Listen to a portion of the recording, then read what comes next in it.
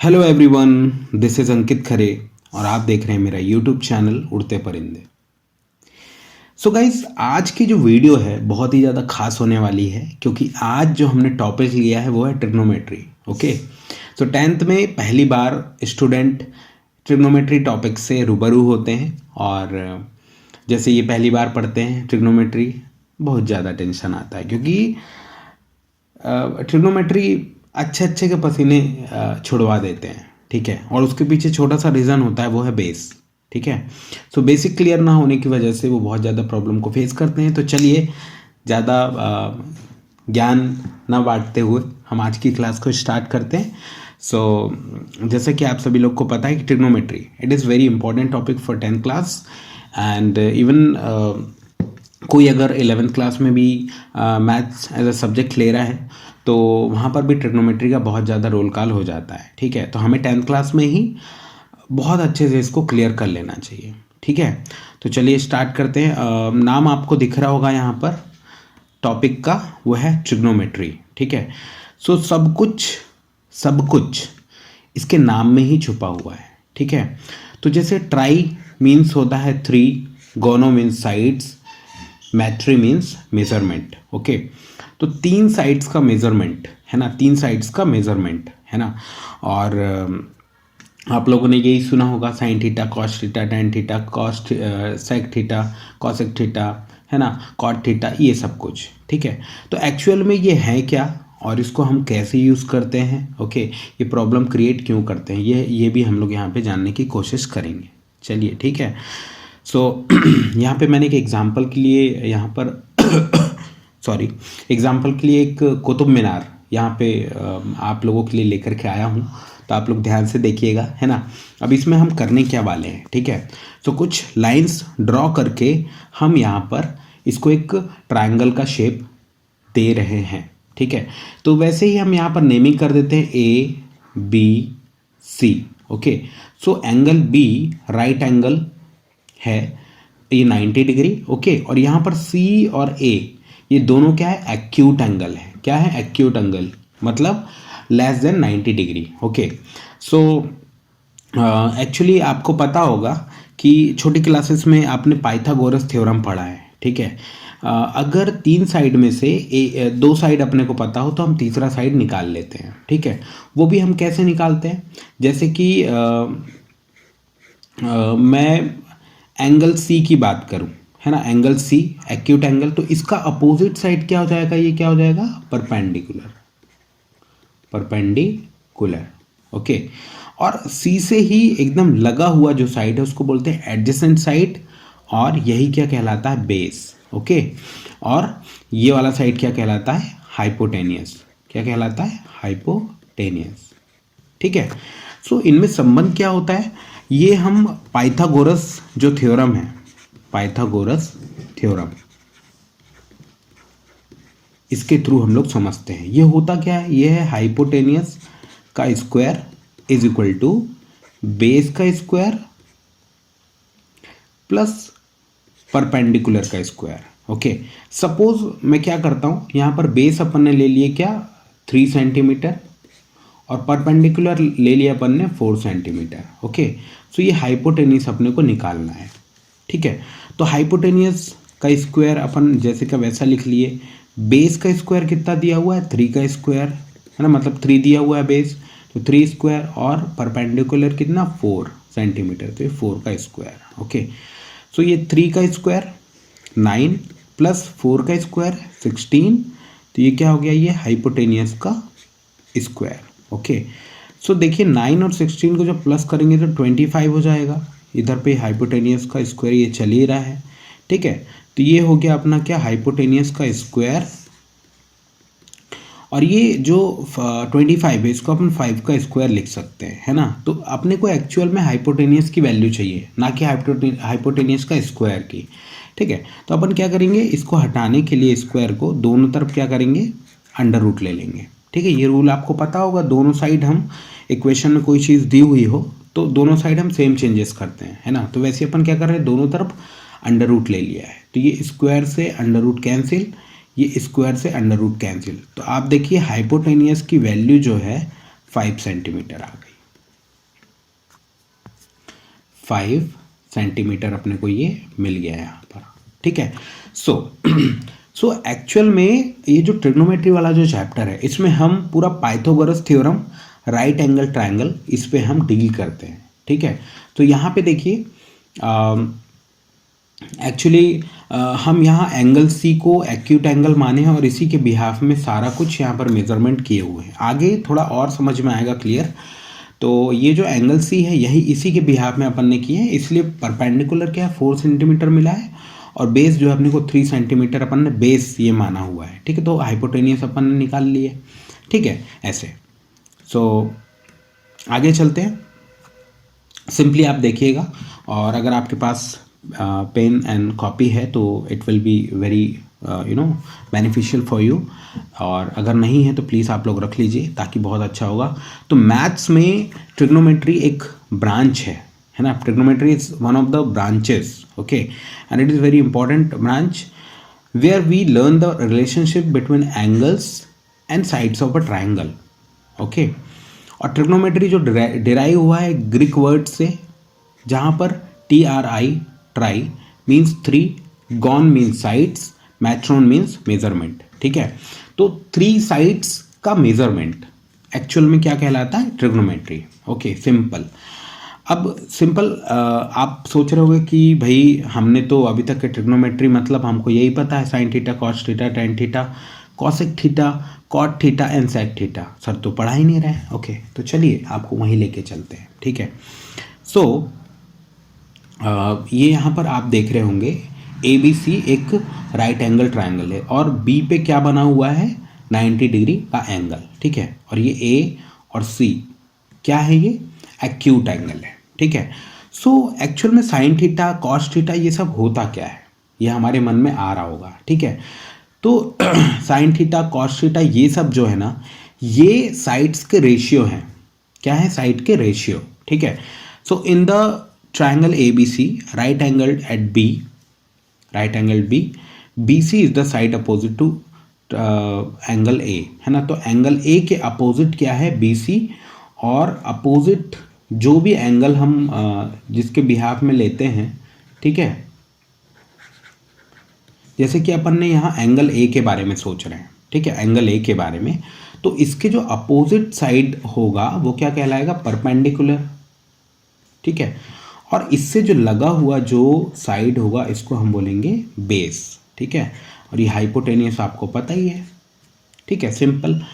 अगर मैं बात करूं एंगल C के बिहाफ में सारा कुछ कर रहे हैं अपन, ठीक है। तो एंगल C के अपोजिट क्या हो जाएगा? ये। तो अब यहाँ पर क्या हो जाएगा? बेस AB, और क्या कहते हैं, इससे लगा हुआ जो साइड है वो क्या कहलाएगा? बेस कहलाएगा। लेकिन अपन यहाँ पर एंगल A के बिहाफ में सारा कुछ मेजरमेंट करने वाले हैं, ओके। तो देख लेते हैं अपन यार, साइन थीटा मतलब क्या होता है ना। साइन थीटा मतलब होता है परपेंडिकुलर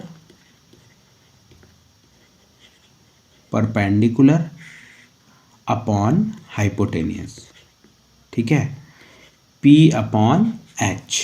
इसी को अपन क्या बोलते हैं? साइन थीटा, है ना। यहाँ थीटा की जगह एक्चुअल में मुझे एंगल A है तो मुझे A लेना चाहिए, है ना। तो sine A is equal to क्या हो गया? P/H, ठीक है।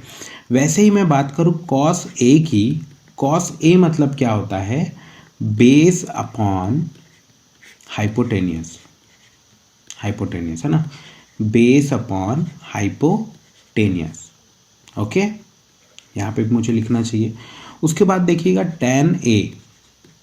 सो देखिए tan A क्या होगा?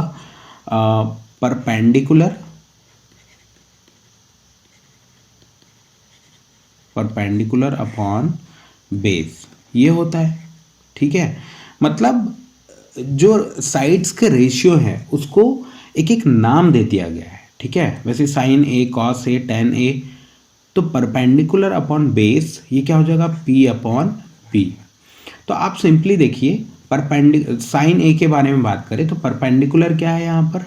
BC अपॉन क्या है? हाइपोटेनियस AC, ठीक है। वैसे ही मैं देखूँ कॉस A के बारे में तो base upon hypotenuse. So base कितना है यहाँ पर? AB और हाइपोटेनियस कितना है AC, ठीक है।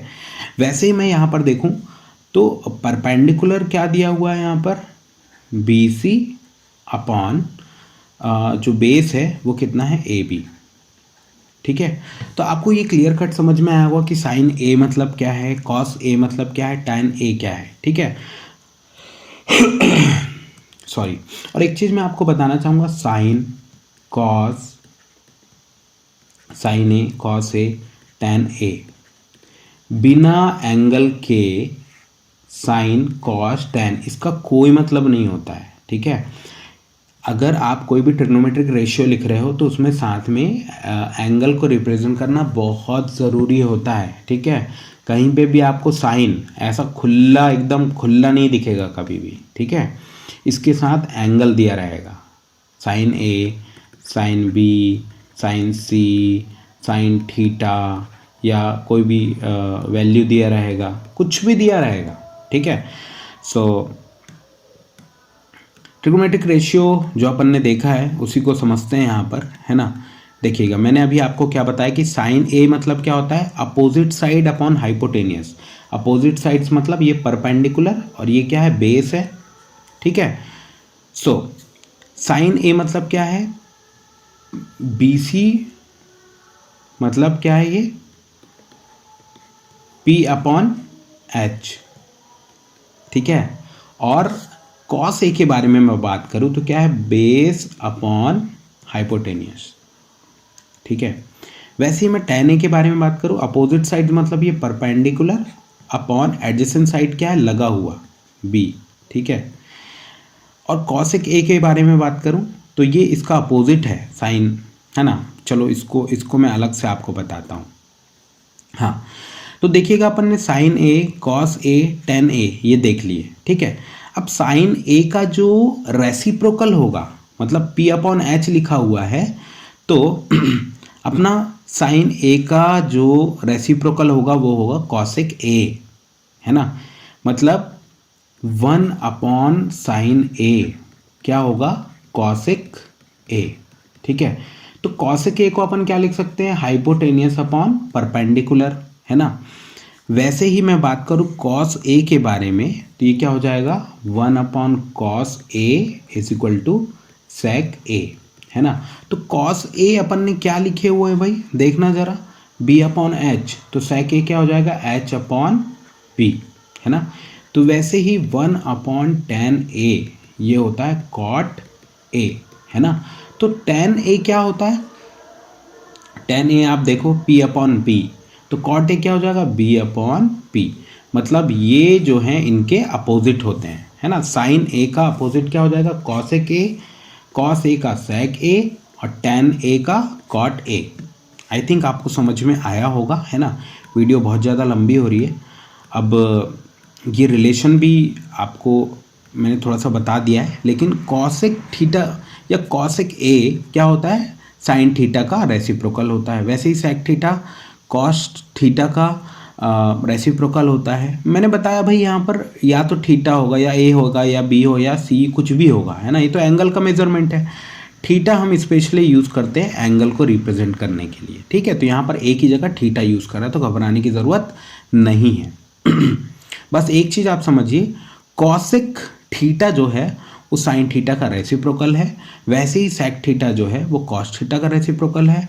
टैन थीटा जो है कॉट थीटा का रेसिप्रोकल है, और टैन थीटा को और क्या लिख सकते हैं, sine theta upon cos theta लिख सकते हैं। वैसे ही कॉट थीटा को क्या लिख सकते हैं, cos theta upon sine theta. I think आपको समझ में आया होगा। थोड़ा सा आप समझिएगा कि भाई टैन थीटा मतलब क्या होता है, ऊपर साइन आता है नीचे कॉस आता है, sine theta upon cos theta. और कॉट थीटा को आप ऐसे याद रख सकते हो कि सी मतलब कॉस, है ना, सी मतलब कॉस थीटा, सी कॉट, कॉस में भी शुरू में सी आ रहा है, तो कॉट थीटा को क्या लिख सकते हैं, cos theta upon sine theta. थोड़ा सा आप लोग याद करके चल सकते हैं इसको, ओके। आगे क्या होगा,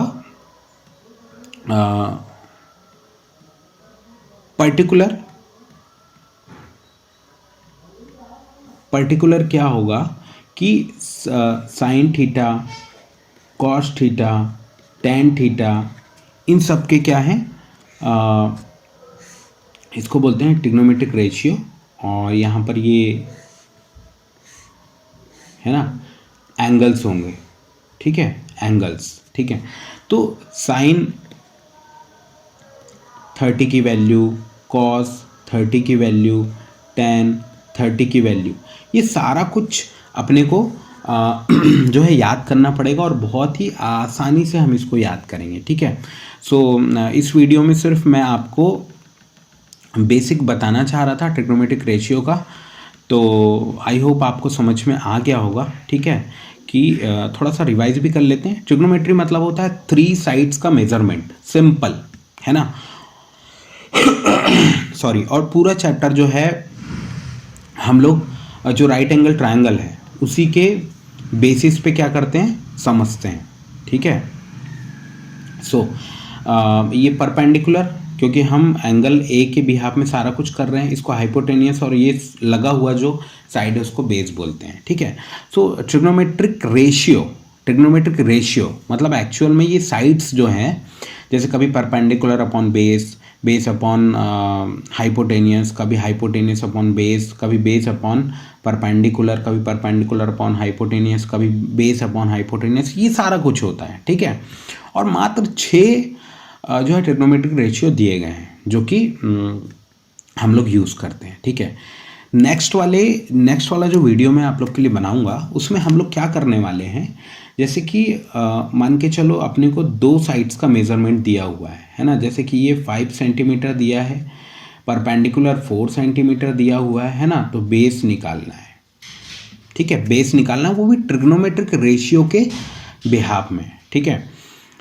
जैसे कि साइन ए दिया हुआ है, ओके, और अपने को बोल रहा है कि कॉस ए निकालो, ठीक है, या साइन सी दिया हुआ है, साइन ए निकालो, ठीक है। तो ऐसे टाइप के जो क्वेश्चंस है ये हम नेक्स्ट वाले वीडियो में कवर करेंगे, ओके। सो आई थिंक आपको ट्रिग्नोमेट्री थोड़ा थोड़ा समझ में आया होगा, और पूरा समझ में नहीं आया तो प्लीज़ ये वीडियो को आप थोड़ा सा फिर से बैक करके देखिएगा, आपको क्लियर कट बिल्कुल समझ में आएगा, ठीक है। नेक्स्ट वाले वीडियो को मैं जल्दी ही आप लोगों के लिए अपलोड करूँगा, ठीक है। ऐसे ही 1 बाय 1 अपन लोग एक्सरसाइज को भी अपलोड करने वाले हैं। तो अगर वीडियो थोड़ी बहुत पसंद आई है आपको तो अगली वाली और ज़्यादा पसंद आएगी, ठीक है। तो अगली वाली वीडियो को पाने के लिए भैया इसको सब्सक्राइब कर लो, ताकि जो भी नया वीडियो अपलोड हो वो आपको फट से एक नोटिफिकेशन के थ्रू मिल सके, ठीक है। सो आप कमेंट करके भी बता सकते हो कि कौन सी क्या कमी है, क्या हमें उसे कंप्लीट करना है, जिससे कि मैं अपनी वीडियो को और ज़्यादा बेहतर बना सकूं, ओके। चलते हैं, मिलते हैं नेक्स्ट वाले वीडियो में। Thank you so much.